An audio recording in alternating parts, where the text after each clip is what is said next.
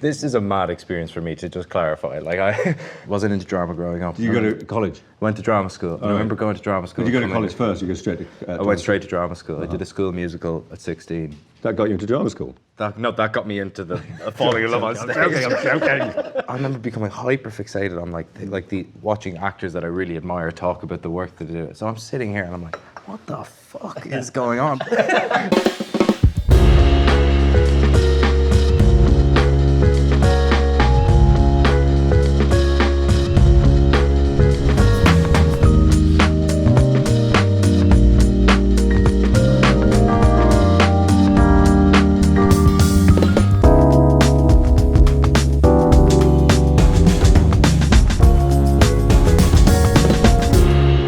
Thank you for joining us for the Hollywood Reporter's Actor Roundtable. I am so thrilled and honored to be joined by 6 terrific actors who gave standout performances in 2024 films. Thank you all so much for making the time to be here.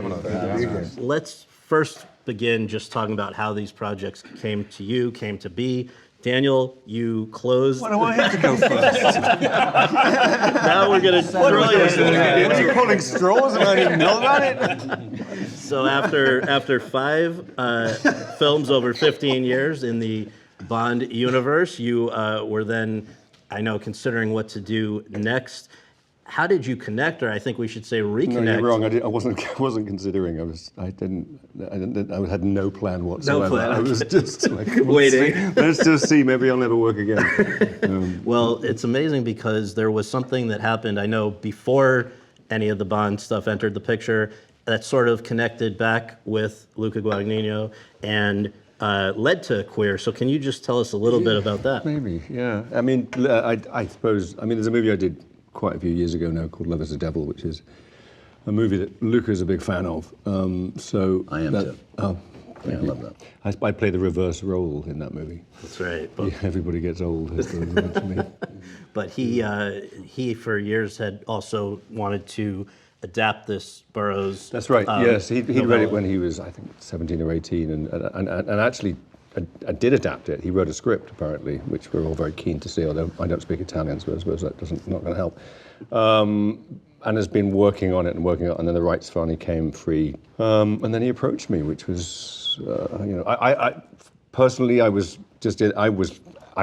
have swept the floor for the guy because I thought his movies and all his movies are just exceptional. An individual and just so the fact that he brought me this project was just beyond. Nice.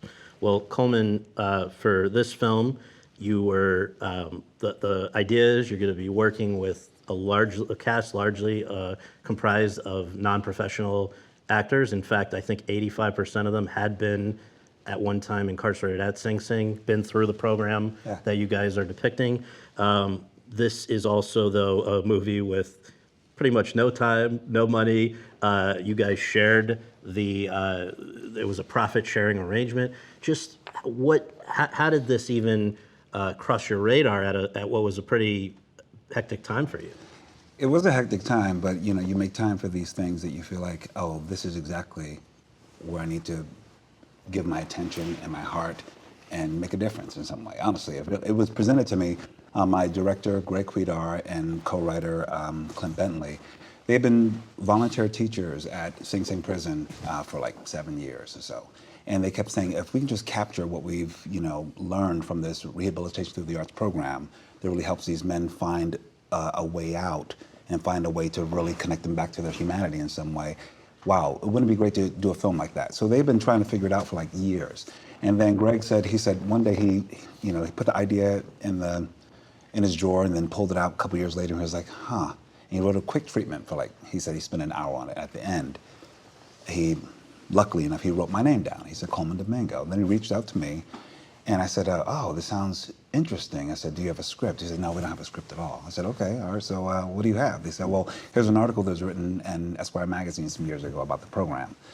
And it really just really talked about these individuals. It wasn't inmates. It was just individuals with individual stories and how they were using theater to transform their lives. And I thought this was fantastic. And they said, well, we would love for you to come on board and bring, he really did say, bring everything you have. your skills as a writer, a director, producer, you name it. And, And a teacher. You've and a taught teacher, that, yeah, very much so.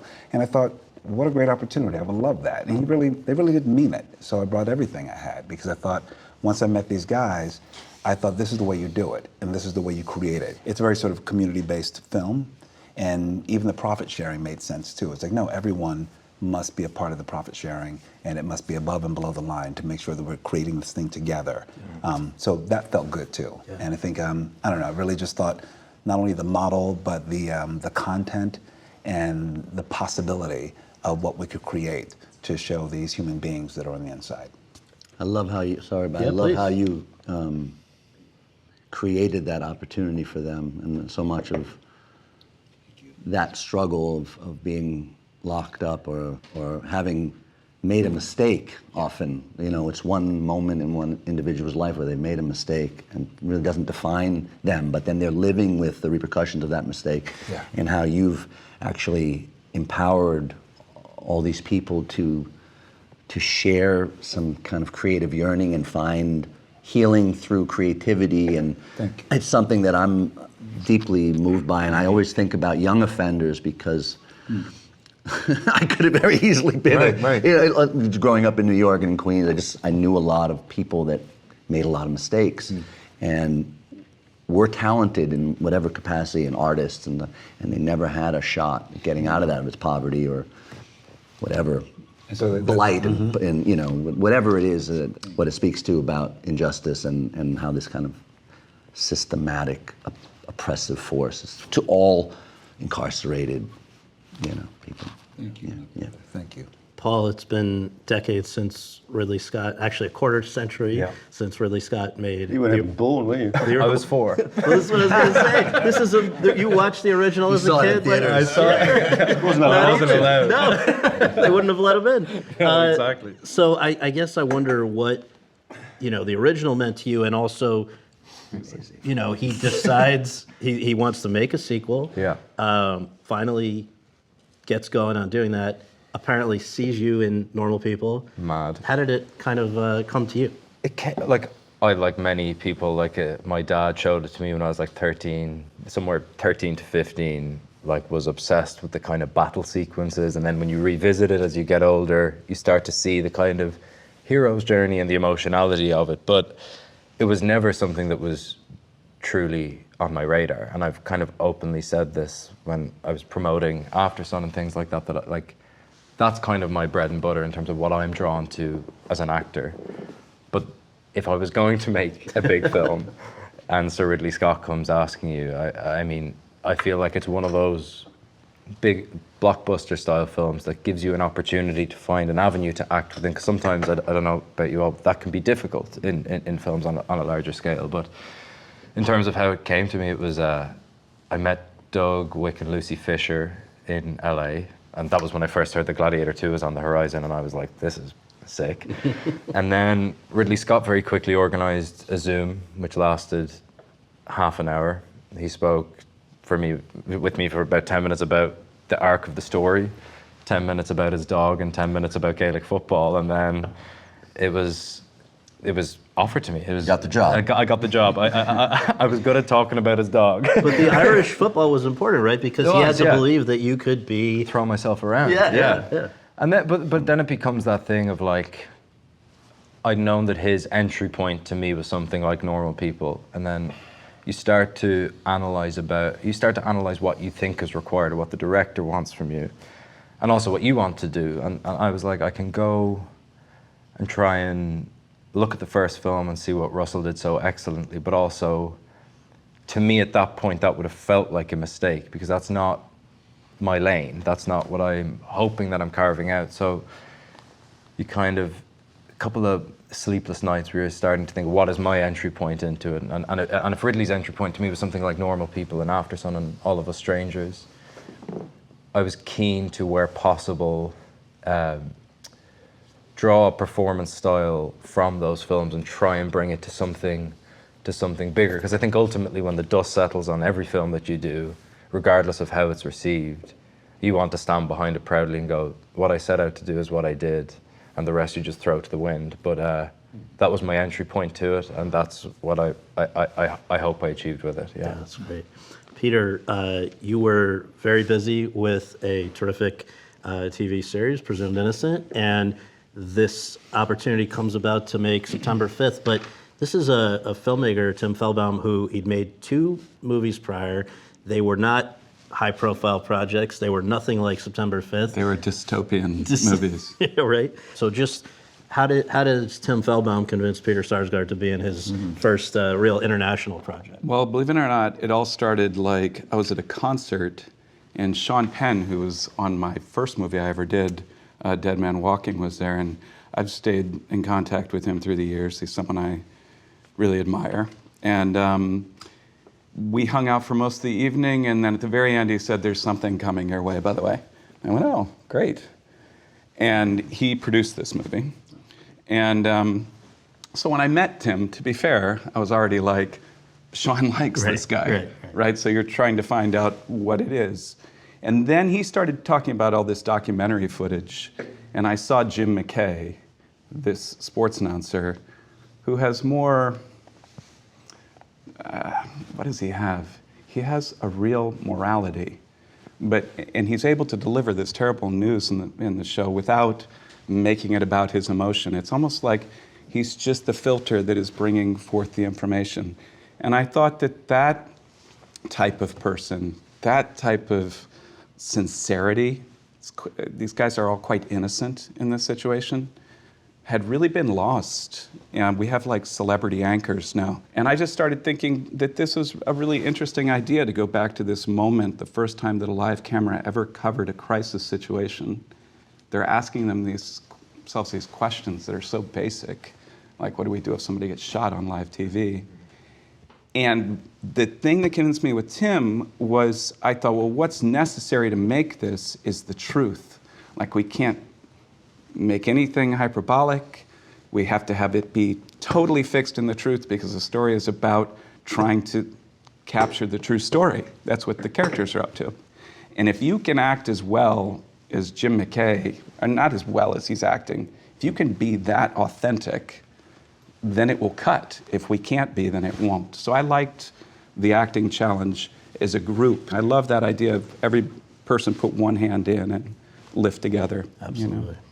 Adrien, your filmmaker, Brady Corvée, is now only 36, I believe. Yes. Former actor, directed a couple features before this, but nothing on the scale of what we're talking about here. Scenes shot all around the world.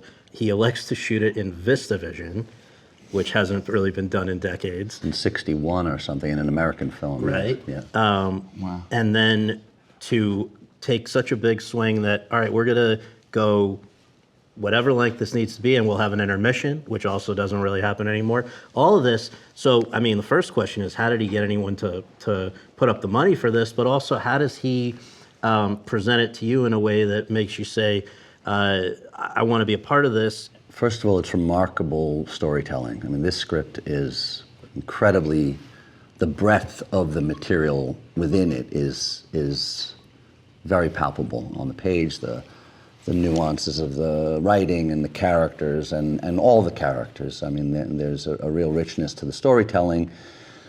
And it speaks to many things historically that I have a knowledge of and understanding of, but also many things that are, I think, quite relevant today, but also very personal to me. My mother, as you may know, is a Hungarian-born photographer, artist, a New York photographer. Her name's Sylvia Plahy, who has been really a beacon for me in all my artistic pursuits in life. And her hardships and her parents, my grandparents' hardships of fleeing Budapest in 1956 during the revolution and losing their home and leaving everything behind and escaping under a bed of corn on the back of a truck while they're shooting flares, trying to shoot people fleeing, and eventually immigrating to the United States. And for me to not only have the opportunities that I've been offered in my life, which I do not take for granted, for many reasons, but to know my ancestral struggles and to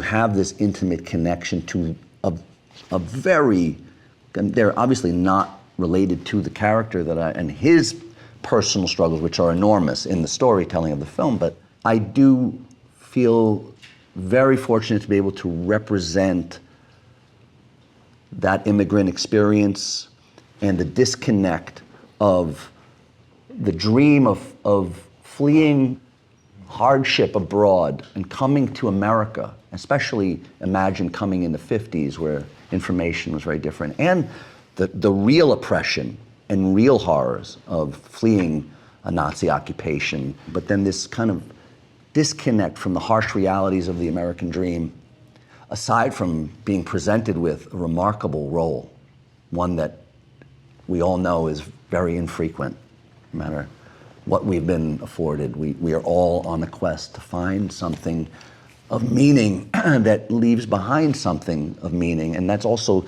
the quest of my character, to, as an architect, and to kind of harness all of his hardships and in spite of that create something indelible, to leave behind a body of work that speaks to, that brings beauty into the world, that isn't bringing more frivolous stuff. And I think that's something we can all relate to. So any of us who would have read that would be moved by it. And furthermore, Brady, in his previous works really establishes that he's a very unique and gifted filmmaker. This is very ambitious and was made for very little money and very little time. Under 10 million? Yes, and it's a true feat what he's accomplished. I'm literally in awe by it. I'm so grateful I'm in it. It's a true labor of love, and that's the only way it was accomplished, and it was accomplished by so many people pouring their hearts and souls into this, and he fought and fought. He's very much like Laszlo, the character I play. Oftentimes the director is really, I often just look at my directors and somehow try and channel them, and they're usually happier with my performance as well. They're like, that's right, that seemed very good. That's my trick, by the way. Well, the American dream, I know, was something that was very much on your mind, Sebastian, when you were thinking about The Apprentice, and obviously, probably at this point, the most famous person in the world, probably the most imitated person in the world, Donald Trump. There's been all kinds of serious, jokey portrayals, everything in between. What made you decide to take that leap anyway? Well, I think it's interesting. So much of what Adrien just said kind of resonated for me. I mean, in terms of, you want to be doing meaningful work, right? You feel like, especially as you get older, you want to be a part of something that stands the test of time, I guess. Obviously, I had a personal thing with the American dream because I myself came to this country when I was 12 from Romania, and my father helped people escape illegally, in communist Romania. I had heard all about the American dream. I've been trying to this day, still trying to figure out what this dream is and what does it give us and what does it take away at the same time. So I think I say that only to kind of preface that overrided any sort of fear or anything that people had told me not to do it because it was him or because of whatever. There seemed something personal there that spoke to me, and really, if I played this little game with myself where I just crossed out the names, and there was this very similar Michael Corleone sort of story. I felt I was watching a man literally turn to stone, and lose empathy and lose humanity and morality and all of these characteristics that we're meant to uphold, especially as authority figures, and so I found that to be more relatable than I think initially you think when you look at him, right? And here was this filmmaker who was European, who had fled Iran, who was fearless, had made his last film was all about his previous country, and I mean, he was on the government's list for whatever, kind of coming into this with I thought a very fresh perspective and not wanting to really play for any team, but just I think coming at it from what we're all trying to do. I think just remove all the judgment, try to strip it all away. Can we just try to find out who the hell is this person? You know, what is beneath this character that actually keeps evolving every decade? I mean, the guy has been reinvented a character that he's been selling us, you know, every decade. And so, and when you peel back the layers, you know, it's just you get to the core of a real powerless child who has been enacting a sort of vendetta, revenge on, you know, that we've all been subjected to no end. And I think if we've learned anything from history, right, is that it can repeat itself, and that I think we have to, as artists, as actors, to, you know, to keep reflecting the times that we're in as best as we can without, you know, no matter how ugly they are. And if anything's been proven with the election results is that I think he does require a closer look and not writing it off just as a way of distancing ourselves, but really going in there and seeing who is this person, and that was the goal with the film. There were two big swing projects this year, that one and a Different Man, in which Double feature. yeah, I mean, It never happens again. That's impressive. I mean, No, I know, double right? feature. It's really Thanks great. to the strike, Congratulations. Yeah. it made it possible. Well, so this other character, didn't a work. guy who has neurofibromatosis, which is Right. not something I'd heard of before. I don't know about you, but I think it was only possible because of your collaborators on that one, all deciding with you to take this leap together, right? It's interesting because with this one, I definitely feel like I took a little bit of what you said about your director, you know, because he wrote it, and it's so much his experience of being a disfigured man in life, and you know, that's been sort of the subject matter for his films. I feel like directors, we need these people, I think, as actors to kind of lead us into these battles. And you have the trust and sort of, you know, again, it was another incredible opportunity of a really great written script, and that spoke about sort of, once again, identity and what is it, and our uncomfortability around disability and disfigurement, and how we've got these narratives in place that prevent us from connecting. He found a way to get Adam Pearson, who has actually neurofibromatosis, and it's a condition where these tumors emerge after 3 or 4 years. He's been dealing with how can he possibly find a way to get us to see a movie that represents this disability and these things, and he was finding it very difficult that whenever his previous film, he had hired Adam to be in it, and he had gotten backlash because they were saying he was exploiting Adam.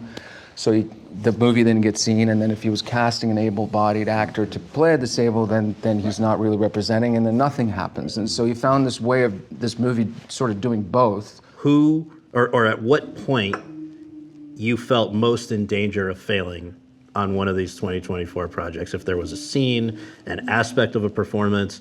I mean, I'm kind of looking at you, Daniel, because that ayahuasca sequence could have been a lot of things, but it's pretty. Every day I was thinking, this is failing, and where's this going?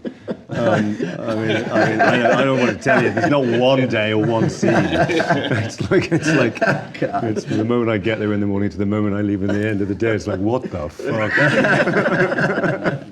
I don't know. I just felt like, honestly, I that question, the moment you said that, I thought, I was working with men who had the lived experience of being incarcerated. And I felt like I just didn't want to be, every day I don't want to be a fraud. So it required something different in performance. That something that I think maybe it was also maybe the time constraint, because we filmed it within 18 days. But I also, and I was in between Color Purple and Rustin. Right. Yet I thought maybe I need to lean into that to actually be a bit more raw and vulnerable in a way that maybe I wasn't even, maybe it was a little uncomfortable for me, but I thought like, they're the real deal, and I can't put on any artifice. I have to really help tell their story. So I feel like I was a little terrified of it every day, of just like, now I would have to come in there and just like really be grounded in a different way. Yeah. I don't know. That's So like that when you play real people, isn't it? You Yeah, know, I if you think so, play right?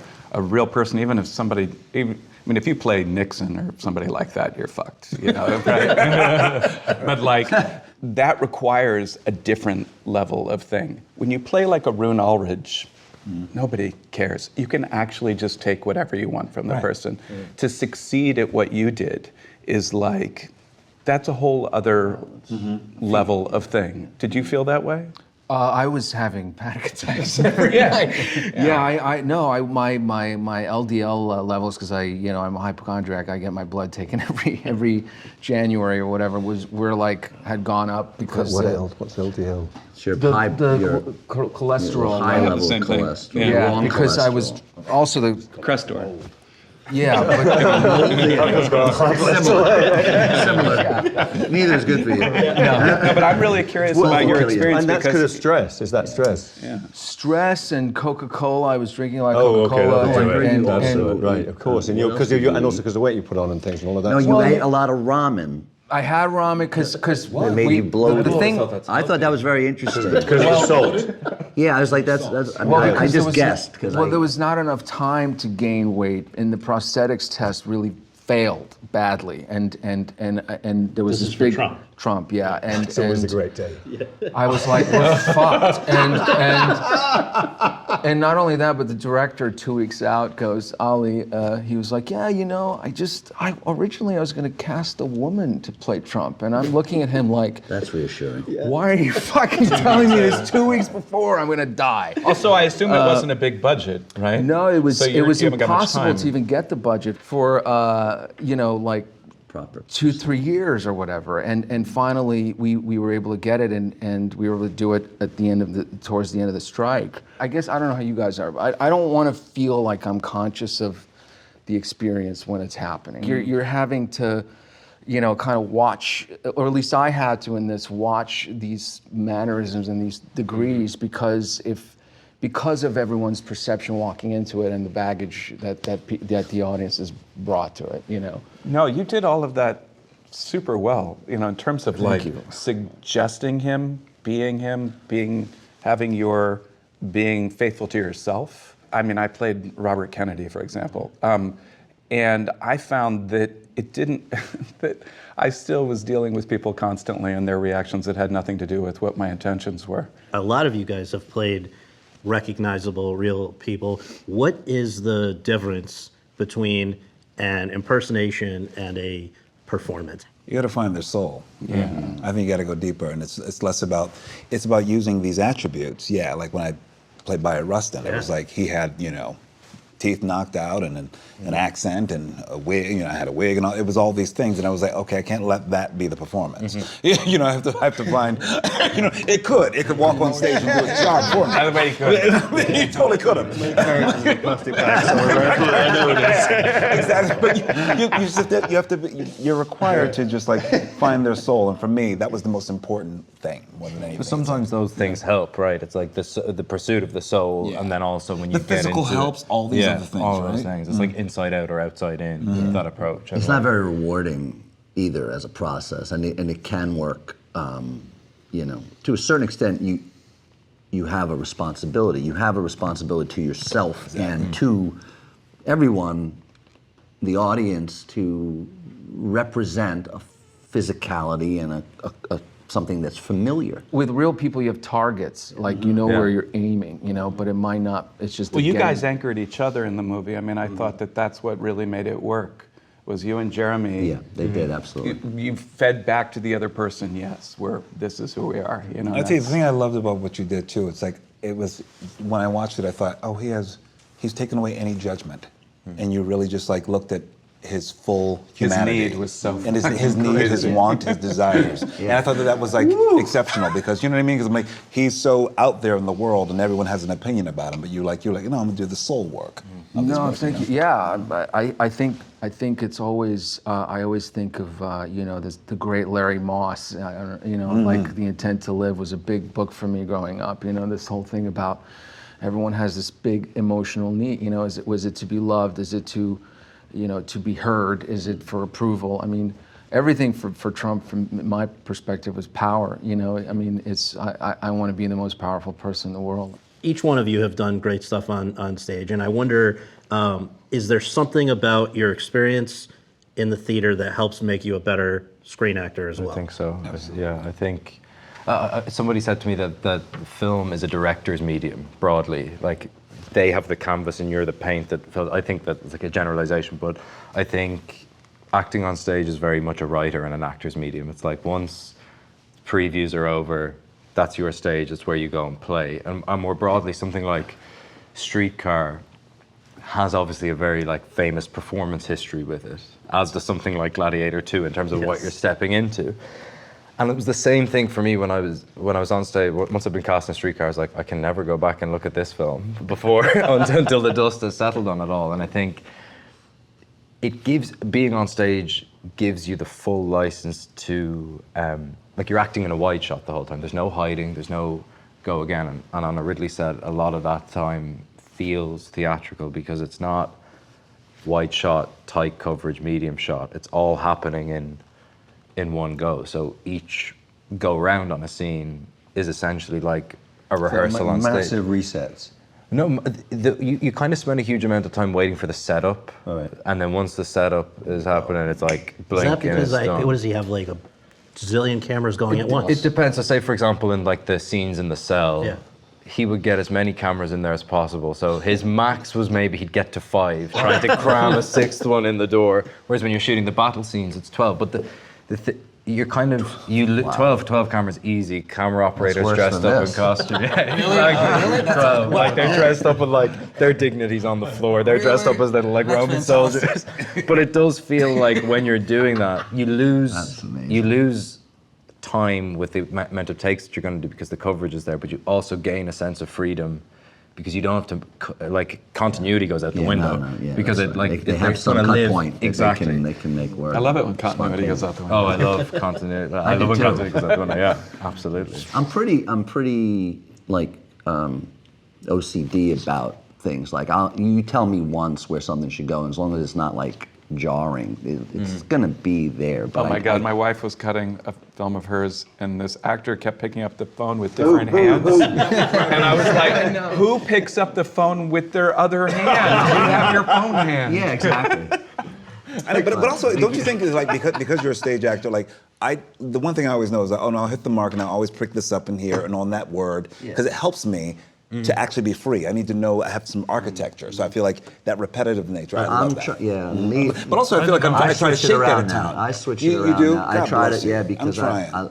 it's fun. And Daniel, I mean, you've been amazingly frequently returning to the stage in New York throughout a very busy time in your screen acting career as well, particularly for some of the more theatrical characters that you played on screen as well. I'm thinking of Benoit Blanc and some of these guys. I imagine it's I helpful remember to... the first job I ever did. I was in. I think I probably talked to you about this the other night, and I went on a movie set, and the director kept on saying to me, "God, you're so still. You're so still," and I was like, because I'm terrified.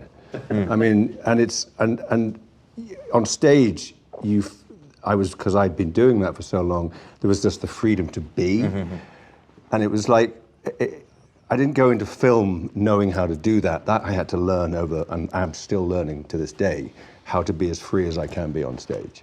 It ties to the point you were making earlier about the architecture of like having certain things that ground you in a performance. And I find that's the thing that puts me in my head the most, is when you go back to, say, a blocking or a gesture that is familiar, that's when I feel like a fraud. Because that's when I feel like funny thing is that's that's when I how feel like I'm I'm free. repeating. But also sometimes you have to do it purely from a mark point frees of me. view. I love really. I love extensive rehearsals. Even if I'm not like for a film or a TV show, I'll prep for 4 months and already be in the kitchen. Because for me, if I know the architecture mechanics of of it, then I'm absolutely free. Right. And I feel like I'm a bit more vulnerable. I don't know why it just works for my brain in that way. That's what I was going to ask, though, is about, like, you know, in theater, sometimes you have that magic night, you know, where Something goes slightly something's wrong. happening and you're somehow connected and you're feeling them, they're feeling you, and yet you're watching it from somewhere.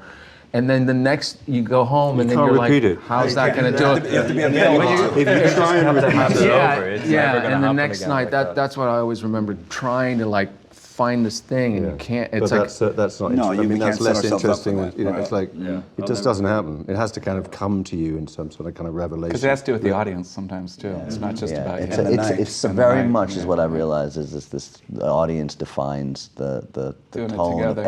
everyone's. It's an ensemble and everyone's work. Well, it's playing adjusts. jazz, right? It's playing Yeah. jazz. Like, we know the song that we're going to play, but now this night in this moment, it's going to just be a little different. But some right? people like want to hear hip hop and they're like not quite in that, or some people, jazz is kind of pretty acceptable, but some people, like, I'm playing some hip hop and some people are hoping I'm going to play some Chopin. And I'm like, I'm not playing Chopin tonight. I'm not playing Chopin. So I want to ask you guys about something. A lot of the actors who are watching this are, I'm sure, looking at you and saying, you are exactly where I want to be. This is the dream. And yet you've all had moments at one time or another where it was not as pretty a picture. But I want to start with Colman, because your story of the last 10 years, I think, is so inspiring, but also probably in some ways more relatable. You were ready to almost hang it up literally 10 years almost ago. Full out. I felt like, Yeah. listen, I've been doing, I started out in regional theater, off Broadway, you name it. And I was just a journeyman actor for years. And I was always, I lived in New York at Manhattan Plaza, and I would always, work, and then I would go, work a job at MCC and then bartend. Sometimes, literally in the same night, I'd bow, and then I get a cab across town and take my bartending shift because I couldn't give it up because I was getting paid $400 a week. So that's been going on for many years. And I've been working for about 34 years now. So 10 years ago, I was just in a place where I actually felt like this is the best it's going to get. Because I would come back to New York, and I had a very small boutique agent, you name it. I wasn't getting opportunities to really be competitive. And whatever work that I had been doing, it was because film directors had seen me in my theater work. So I would do a film with Spielberg, or you name it. But I came back to New York, and I was really disheartened because I was constantly going in for under fives, you name it. I just thought, I think my talent is not being used, and maybe it's okay that's it. And I don't want to be bitter about it. I really didn't, because you start to feel a little bitterness. I literally became that person after feeling disrespected in an audition. I would take the sides and I would put it in the trash before I walked out. And I thought, this is where it's time for me to leave the business because I'm about to do something. And I thought, you know what? Let me just. It was a series of auditions and no's. I had maybe 8 no's in 1 week, and one just broke me. It was something that it seemed perfect for me, casting director, you name it. Everyone said it was perfect. I went and met with the director and the producers, and then it was this most insane reason why I didn't get it. And literally, I pretty much collapsed in the gym. I was crying, and I thought, this is going to kill me. And I have to leave it before it kills me. And so I made a plan to I used to, be a headshot photographer to make my money on the side. So I thought I was going to just continue with that. I got one for you. I'm going to take care of you. I need some new ones, by the way. I got you all set up right up. So I really thought it's time to, let it go. Now the thing that I was also doing, which is why I wanted to tell this part of the story, is I've always been a writer and a director and produced theater as well. So I always thought I was never sitting by the phone just waiting. I was creating the work as well. And then I just thought it's time to do something else. Here I am in my mid-40s and living well below means. So I was going to just say that's enough. And then right when I said that's enough, I had a friend, my friend Daniel Breaker. There's always these angels. He said, hey, my managers have been wanting to meet with you. And I said, no, I'm good. I'm cool. I just dropped my manager, about to drop my agent, and do something else. So just meet with them. And I did. And honestly, I felt like it was the worst meeting I ever had because I went in there with my arms folded. And I said, well, this is what I do. I know myself. I don't fit in certain boxes. I know what you see is different, but I do all these different things, but I don't think that there's a place for me in this. And I didn't think there was a place for me. So it proved me wrong. They said, give us 6 months and we have to we'll make some changes together. And then I went up for one of my first auditions, 2 of them actually, one for a Baz Luhrmann series and one for Fear the Walking Dead on AMC. I thought, Fear the Walking Dead? What is The Walking Dead? I don't do things like that. Because I was a bit of a theater snob too. And I thought, is the material good? What is it? Right.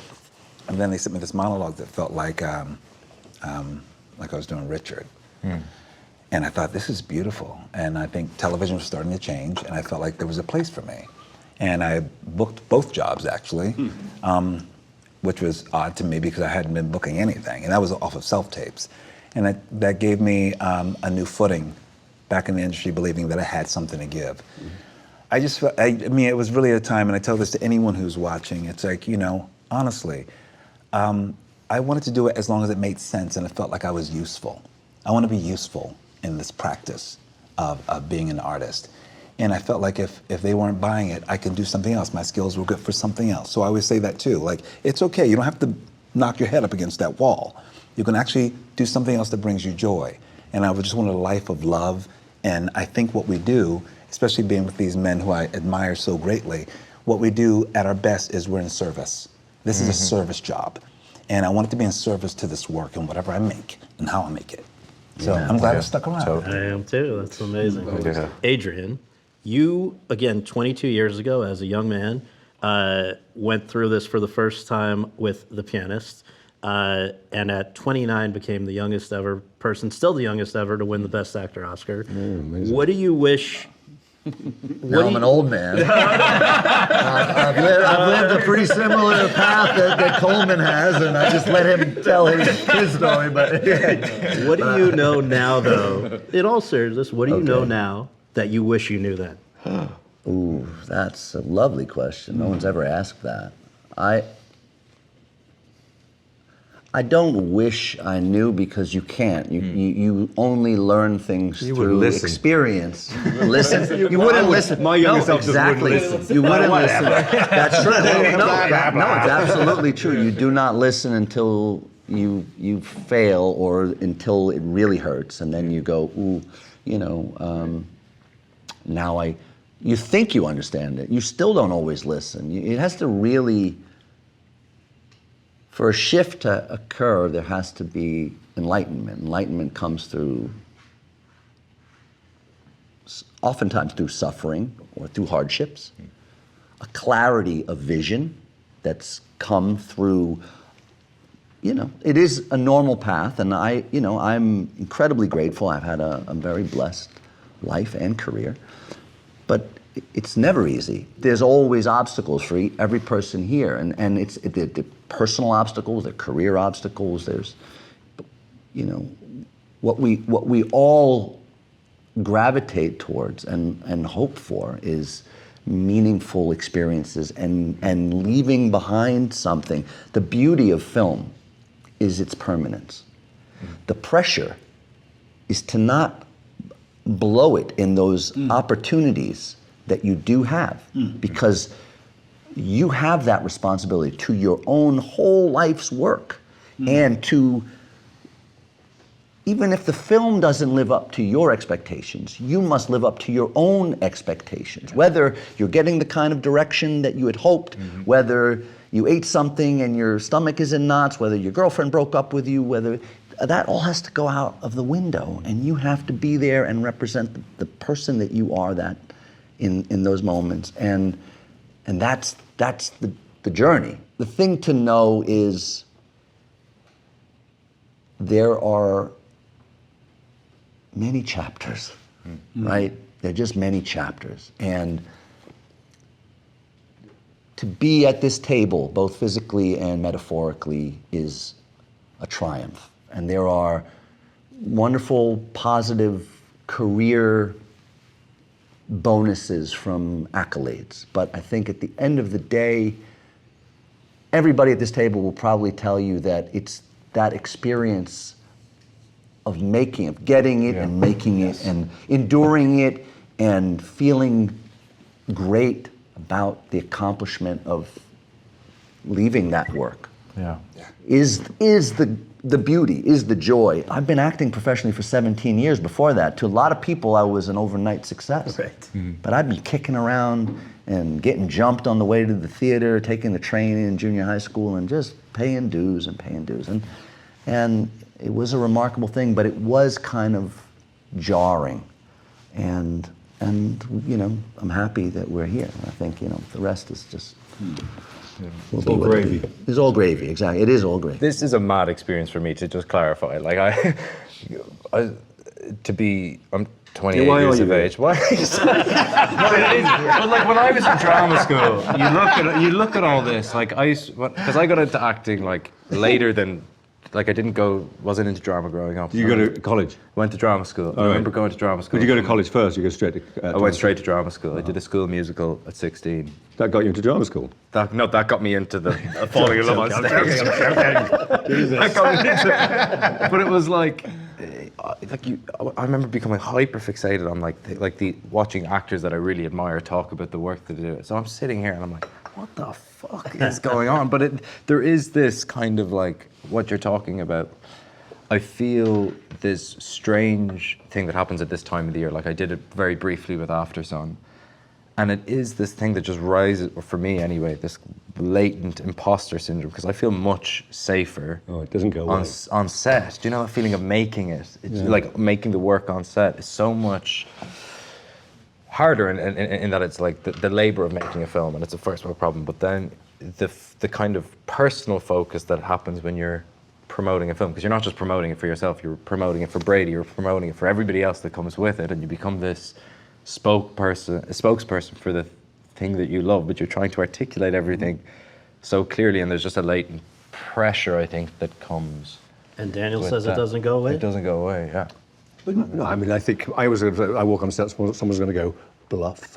I mean, I'm kind of, it's always there, that self-doubt. I mean, I think you have to kind of it's all energy you pay into what you do. I don't know, I think as soon as you think you can do it, you can't.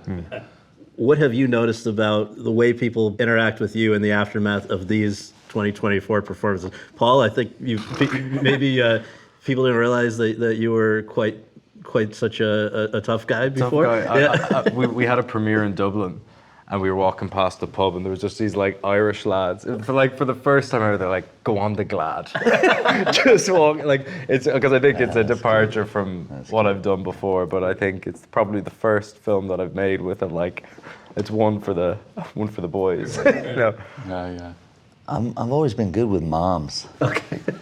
People's moms always know me, and no one's seen this movie yet. But So we'll see.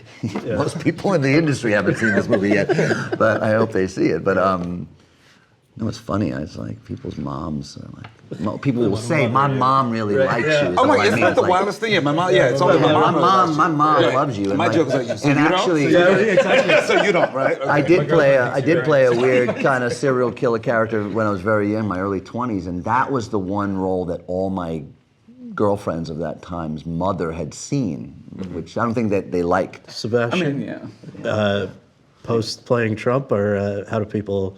Yes. Well, that's yeah. You're the one. Never mind our issues. What's going on with you?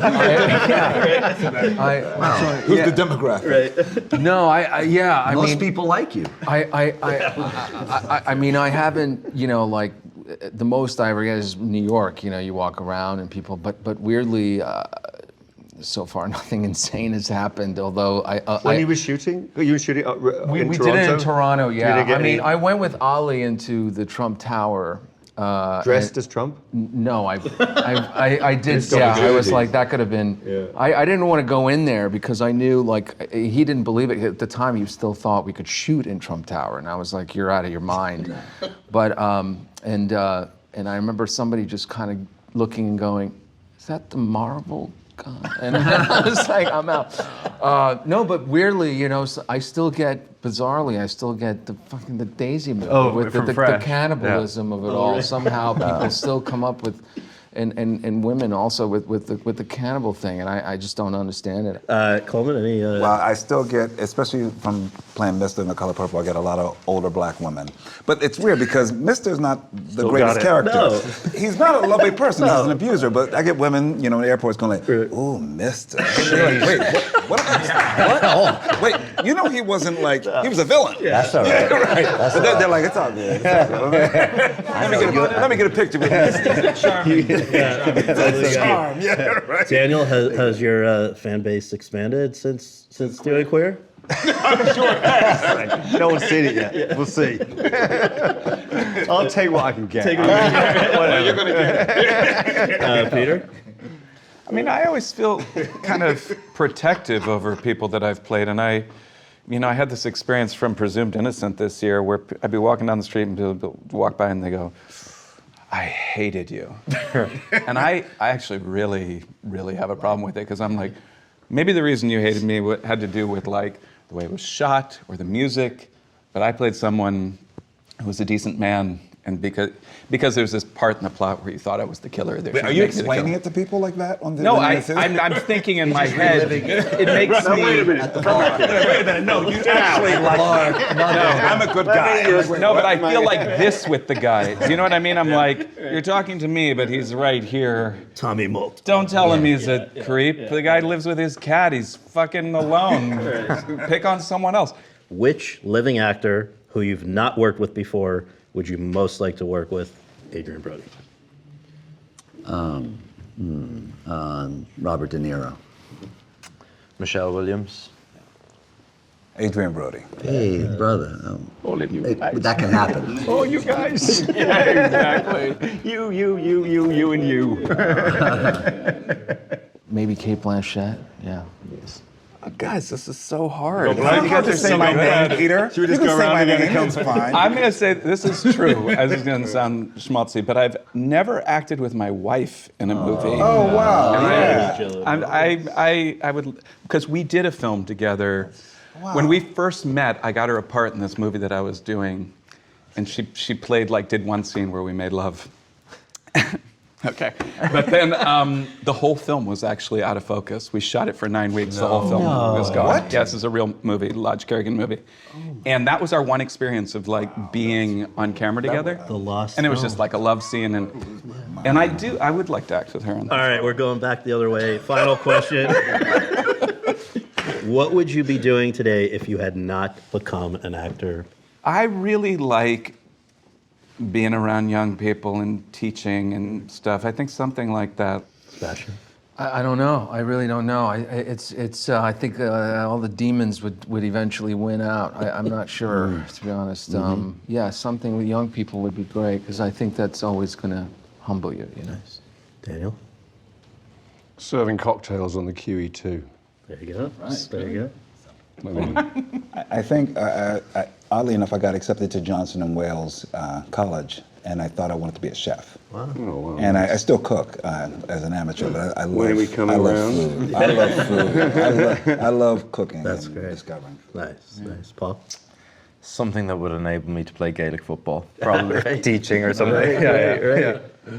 I mean, you're saying a way to eke out a living or another creative path. I used to paint and draw before I was acting, and I loved that. Very glad you all found your way to acting and to our table here today. So let's put these to use. Thank you so much for Thank God. Cheers. Cheers.